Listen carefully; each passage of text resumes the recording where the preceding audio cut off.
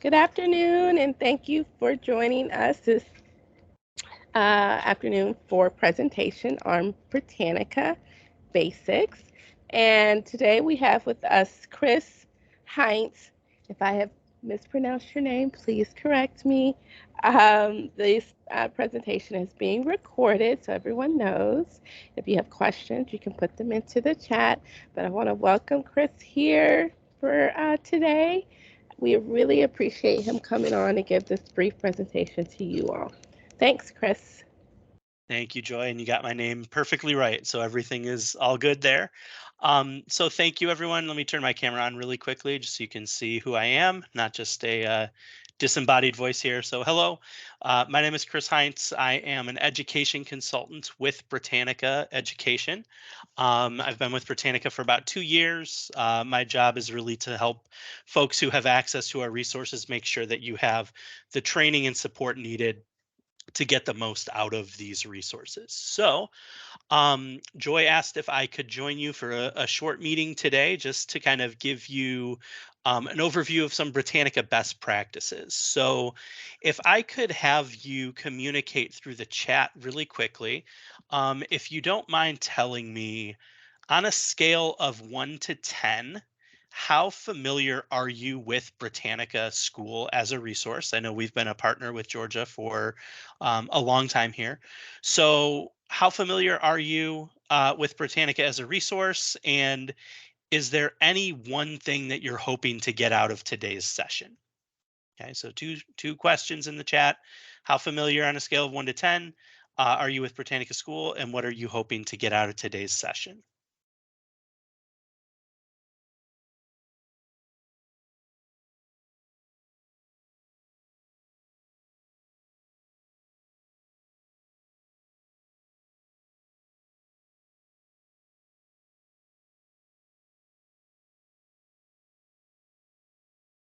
All right, so we got a 5 and how to best utilize with 6th and 7th grade.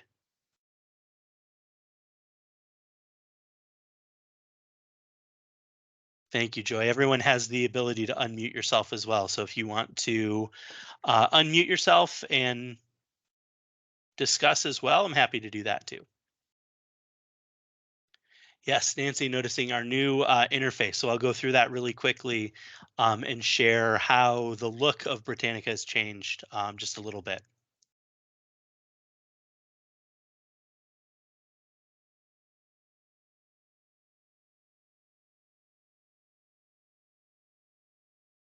All right, so a 3, supporting those interested in this resource, K-12 social studies. All right.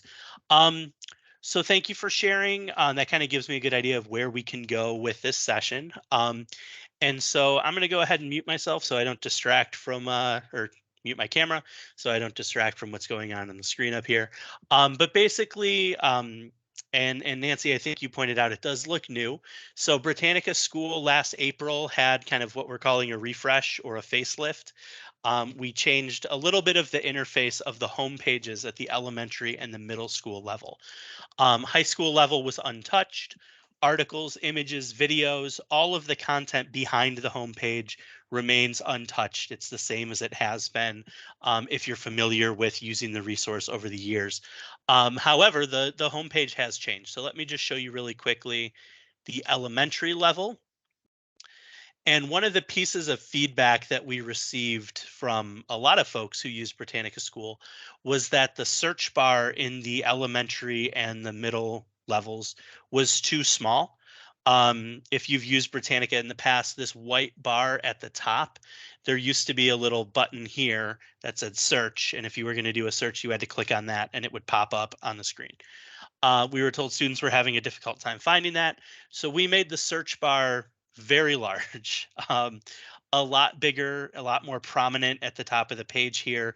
So anytime you are searching Britannica resources, I'll go ahead and search for Georgia if I know how to spell it.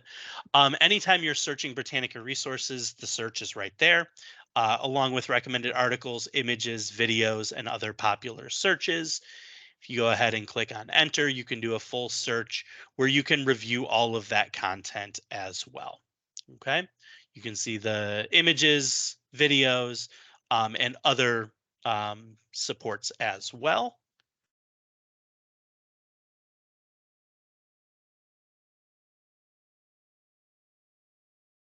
Sorry, my computer just froze up for a second. Can someone give me a thumbs up if you can hear me, either in the chat or through the reaction?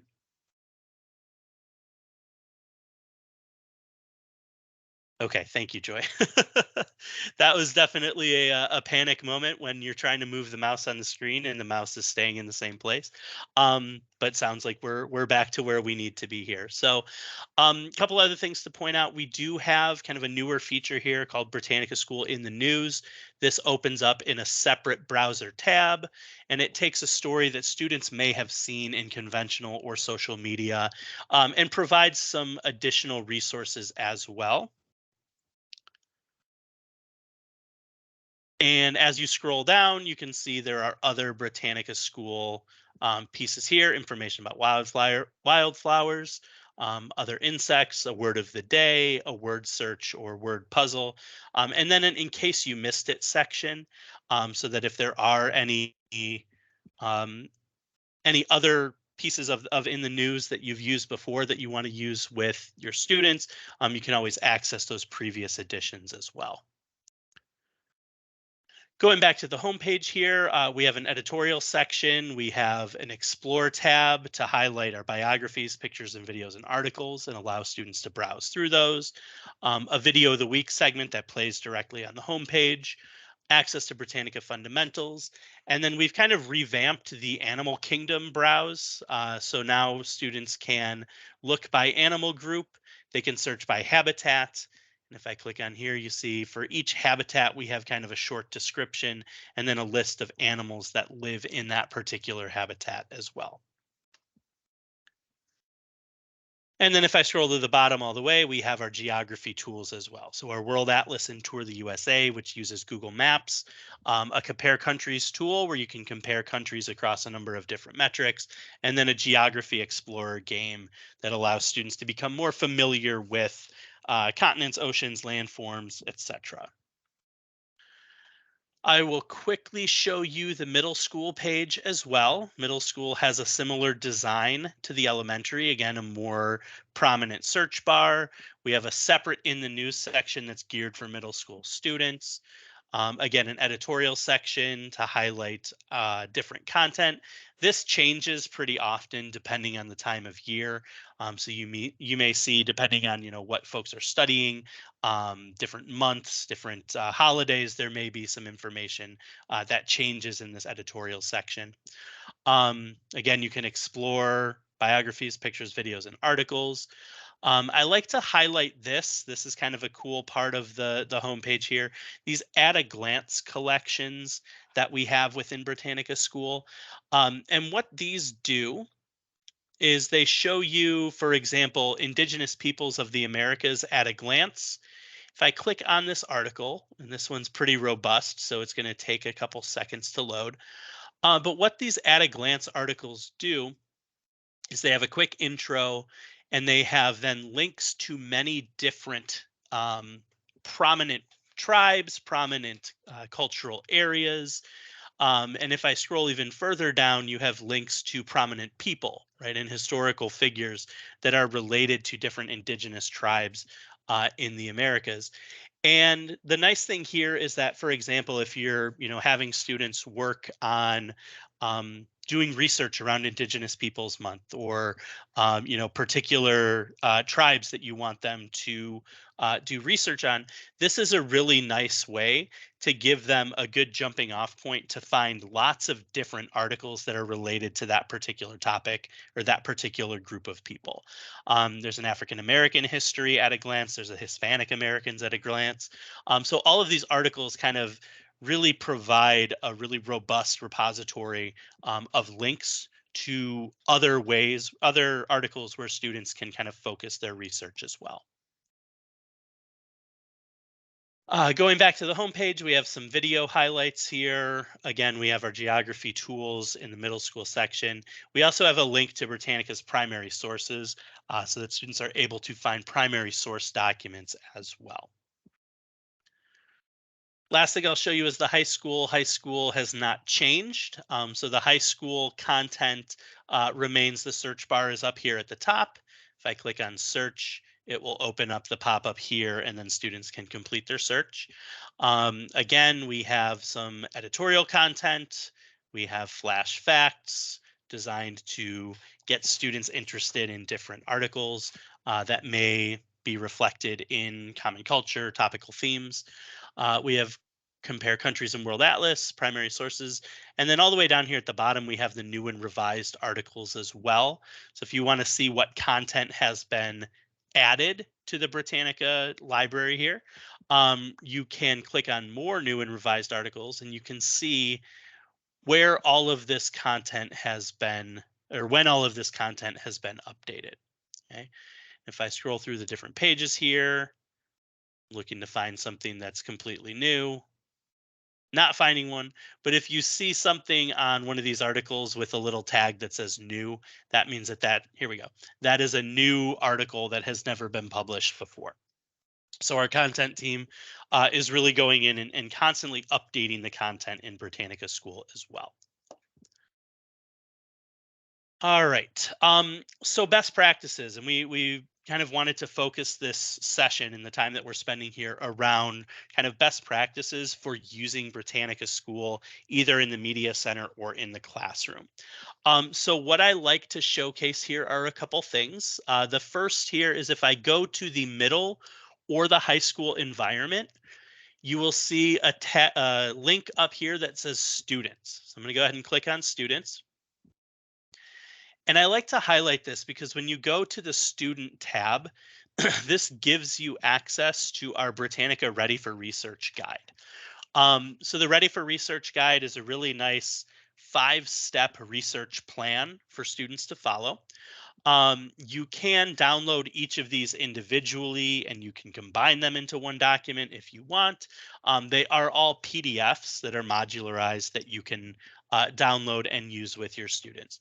But the nice thing about these is if I click here on step 1, where we are getting students, apparently I can't display it here. Let's see if step 2 works.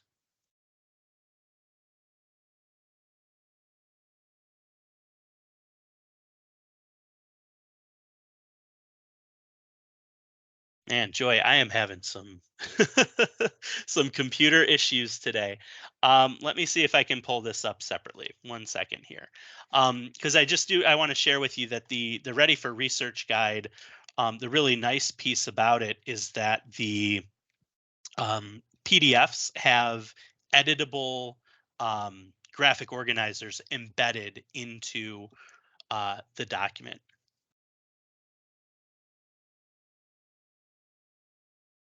All right. Well, apparently, goodness gracious.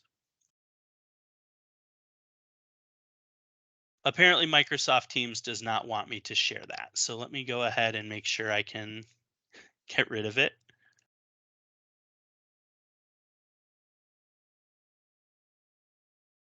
Okay, we'll close this out. Okay.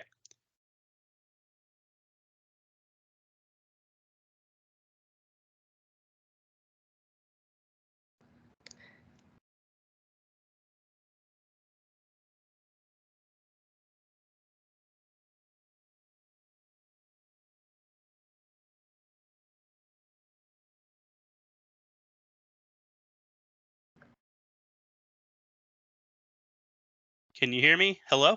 Yes, I was just about to ask for you. Yeah. Oh, goodness. Microsoft does not like me today. It didn't like one of our other presenters, was it yesterday either? And Okay, well, then I won't be offended. share her presentation for her. Gotcha. Are you still able to see my screen or no? Yes, we do see your screen. Okay, because Microsoft Teams has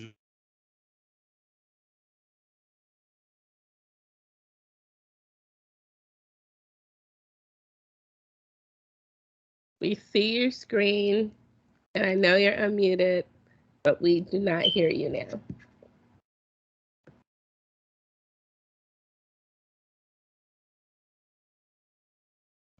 Part of it might be that you came in as a guest,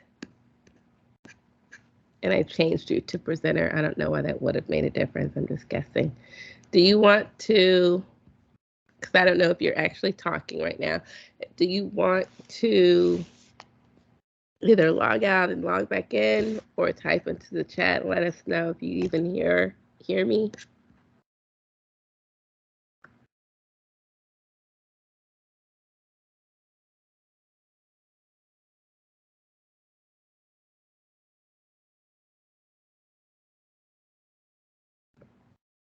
It looks like he's gonna log off and log back in. I don't know, it seems to work the best with companies that already have Teams accounts, and then it's sort of spotty for those that do not have Teams and are sort of coming in to do a presentation. But if you ask me, it should work for everyone.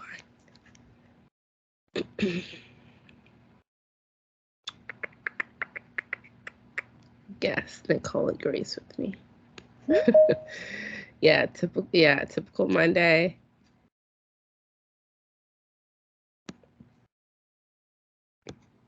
Chris, you're back. Let me change you to. Need to change you to presenter. Make presenter. There you are. Okay, am I back? You're back. I am so sorry. I don't know what happened. It crashed on me, and then And it came back for a minute and then crashed again. So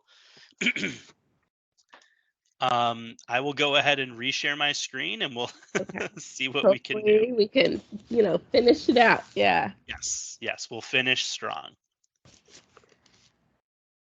Okay, are we back up and running? Yes, I see Okay, the middle school homepage okay. or whatever you have up.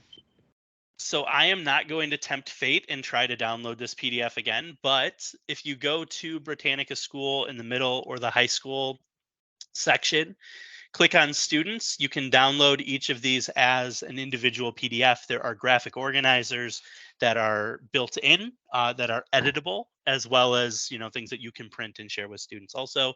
But it really takes student research and it breaks it down into 5 pretty easy steps. So, right, understanding what their project is all about, how they can narrow down and find a good topic, ways that they can evaluate their information, how they can take notes, record facts, and organize them, and then finally, what kind of conclusions they can draw and create a presentation. There's also a wrap up section that has reflection guides and kind of some ways that students can think about what they did, what worked well, what didn't work well, and how they could improve that in the future. So I like to share that. It's a really nice resource, I think, for students, especially as they are using Britannica School as part of a really robust research suite of resources that you have. All right. Sorry, I got to get my mojo back a little bit here. The second thing that I wanted to share, and I'll jump here into elementary to share this, is the benefit of having a My Britannica account. So if you see in the top right on this bar here at the top, we have My Britannica. You do not need to create a personal account in order to use Britannica School. So it's not going to unlock any additional content, right? You're still going to be able to access all of the content that is available in Britannica School. However, having a personal account allows you to favorite content and create resource packs. And that's what I want to spend a few minutes showing you here as well. So I'm going to go ahead and sign into my personal account. You can either sign in with a Google account or you can create a unique username and password. If you use a Google account, the first time you log in, it will ask you, are you an educator or a student? The only difference between the two is that as an educator, you can create resource packs and you can share those with other people. Students can create resource packs and they can favorite content as well. However, they are unable to share those outside of their own account. So if you do create a personal account, make sure that you assign yourself as an educator for those purposes. So I'm going to go ahead and just pick a couple articles and images here and show you how to create a resource pack. So I'll click here on this article about snakes. Couple things to point out. We have started to add kind of some more interactive features here. So you can see different types of snakes, right? And students can kind of click on these and explore a little bit. So you may start to see more of these. You'll see an image, and then underneath it, it will say interactive. Some of them are like this. Some of them are, highlighting geography and stuff like that. But the easy way to create a resource pack is to click here on the star icon that says favorite. So when I click on that, it will add this to my list of favorite articles. And then I can also create a resource pack. So I'm going to go ahead and call this one Galileo and hit create. And I'm done. Okay. So I'll go back to my article. I will pick a video here. So click on a video. I'm going to click on sharing options. And then I'll do the same thing here. I'll click on favorite. I will now add this to an existing resource pack and click done. And then I just want to add one article to here as well. So I'll click on favorite at the article level. I'll click on Galileo and done. So what I've done is I've taken an image, I've taken a video, and I've taken an article, and I've put them into a resource pack that I can share with students or my colleagues. If I click on My Britannica in the top right, I can see all of the articles that I've favorited here. So if I click on the favorite tab, it will show everything that I have previously favorited. You can see we did a session about pizza, some Illinois, University of Michigan stuff here.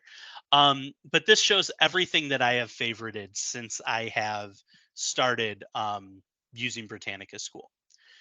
If I click on resource packs here, now I can see every resource pack that I have created. And so I'll click on the one we just made here. And you can see that this takes the three pieces of information that I have and it puts them into this easy to use pack. I can go ahead, I can add notes. I can click here and add to a different resource pack as well. So if I want to move that to a different one, I can also edit this. So if I click on edit, it allows me to pick a grade range, enter a description, select your subjects, your resources. You can move the resources around. So if I want kids to watch the video first and then read the article and then do the interactive, you can organize it however you see fit. You can also upload your own documents. You can upload graphic organizers, you can upload worksheets, other lesson plans that you want to be a part of this. And you can include those in your resource pack that you share out. Go ahead and save it. And then if I click here on the share icon, I can either copy this link and share it with people directly. So you can copy this, you can put it into Canvas or Schoology or any LMS that you may be using. You can email it directly to folks, or you can share via Google Classroom or Microsoft Teams.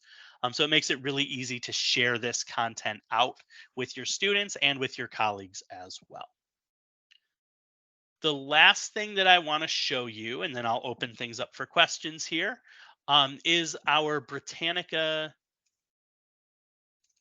Education Asset Library. So let me share this tab here. So this is our public facing site. This is outside of the Britannica School resource. And I will share a direct link with you to get you right to the asset library. Tons of information about our other Britannica resources as well. But if I hover over resources and then asset library, it will take you to this site here. So let me go ahead and copy. Actually, let me sort first. What I would recommend doing is clicking on this where it says products, clicking on this and sorting for Britannica School, because this has the best version of all of our classroom resources here, the largest group of graphic organizers and classroom materials. And so I will share this direct link in the chat so that you can all access this. But these are just really simple graphic organizers that I think are really helpful for classroom use. I really like this jigsaw puzzle right here. Let me pop this open. And Apparently, it wasn't just PDFs that were crashing my computer. It was the one that I chose before. But this jigsaw puzzle here, really, simple graphic organizer. You could give students 4 pieces of information, and have a primary source, secondary source, image, and video. And then for each one, they're explaining how they're able to, or what the main idea is, how that helped them to understand their main point. Um, there's some other really good ones in here as well. There's cause and effect. There's a KWHL. There's a See, Think, Wonder, where you display an image. You ask students to write down all the things they see, what they think about that, and then what questions they still have. So kind of tying into their visual literacy skills as well. Um, so I will open things up for questions. I know we only have a couple minutes left here, but I really wanted to share this. This is a nice repository of classroom materials. I made the mistake of sharing this once at the beginning of a workshop, and there was a lady there who I don't think she heard anything that I said for the rest of the session because she just kept downloading all the graphic organizers. But when she left, she said it was the best PD she ever had. So please feel free to pull from this resource, use as many of these or as few of these as you like. But I will go ahead and turn things over to all of you. If you have any questions, please feel free to unmute yourself or communicate through the chat. If there's no more questions, I will give everyone a few minutes back in your day. Apologies for the technical difficulties, but thanks for sticking it out, and hope I was able to share some good information with y'all here today. Yeah, as Chris said, if you do want to unmute yourself, you all have the ability to. You got him right here, education specialist. If you want to ask him some questions, please go ahead. Otherwise, you can also type anything into the chat. I'll give it a little bit of time to see if anyone takes us up on the offer. Sounds good.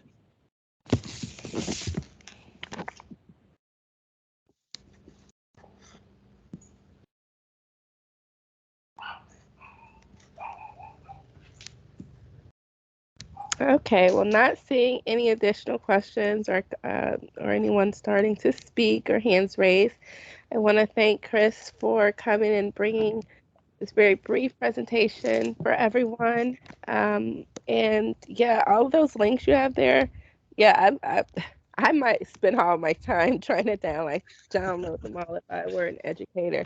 It's always great when you have resources in one place. It's like, oh, this is like everything I need, So thank you for providing a link to that. And everyone else, enjoy the rest of your day. Thank you all for attending. Bye. Thank you, everyone.